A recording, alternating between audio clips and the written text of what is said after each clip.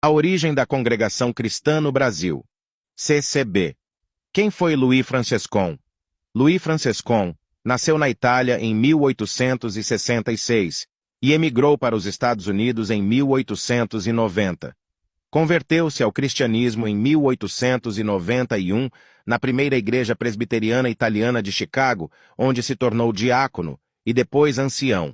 Lá, conheceu Rosina Balzano, com quem se casou no ano de 1895. Ele se desligou da primeira igreja presbiteriana italiana de Chicago em 1903, porque a igreja pregava o batismo por aspersão. Ao sair, filiou-se à Igreja dos Irmãos. Lá foi novamente batizado, agora por imersão, fato que ocorreu em 1903.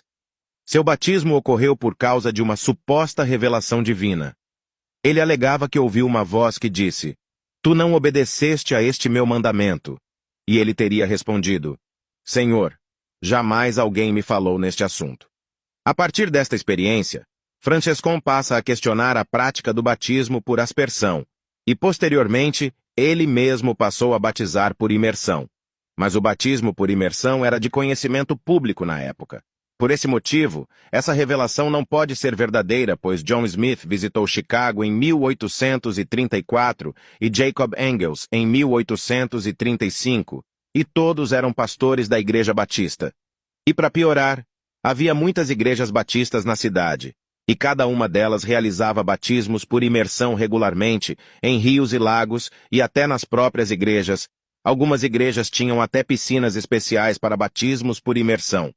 Louis Franchescon foi expulso da Igreja dos Irmãos por causa de uma experiência pentecostal, e passou a se reunir com um grupo de crentes italianos em sua casa. Em 1909, ele iniciou uma obra missionária na Argentina, onde fundou as Assembleias Cristãs. Em 1910, ele chegou ao Brasil, onde fundou a CCB, mas só foi registrada como Congregação Cristã no Brasil em 1928. A Congregação Cristã no Brasil nasceu em dois núcleos distintos: Santo Antônio da Platina, no Paraná, e São Paulo, capital. Foi nessas cidades que Louis Franchescon pregou pela primeira vez e reuniu os primeiros seguidores. A Congregação Cristã no Brasil tem sido alvo de diversas críticas e controvérsias ao longo de sua história. Algumas delas são: as mulheres são obrigadas a usar véu durante os cultos e orações. Essa prática é vista por muitos como machista, discriminatória e ultrapassada. A CCB se considera a única igreja verdadeira e fiel à palavra de Deus, rejeitando qualquer diálogo ou comunhão com outras denominações cristãs. A CCB tem uma cultura muito conservadora, que desaconselha seus membros de participarem de atividades como cinema, televisão, música secular, esportes, política, etc. Essa cultura é vista por muitos como sendo alienante e repressora. A CCB proíbe o uso de roupas curtas, decotadas ou transparentes. Apesar de tudo isso, a igreja está presente em 78 países e tem mais de 2 milhões de membros só no Brasil. Pontos polêmicos. Louis Franchescon teve desavenças com algumas pessoas e igrejas ao longo de sua trajetória religiosa. Algumas dessas desavenças foram com a primeira igreja presbiteriana italiana de Chicago, onde ele era ancião.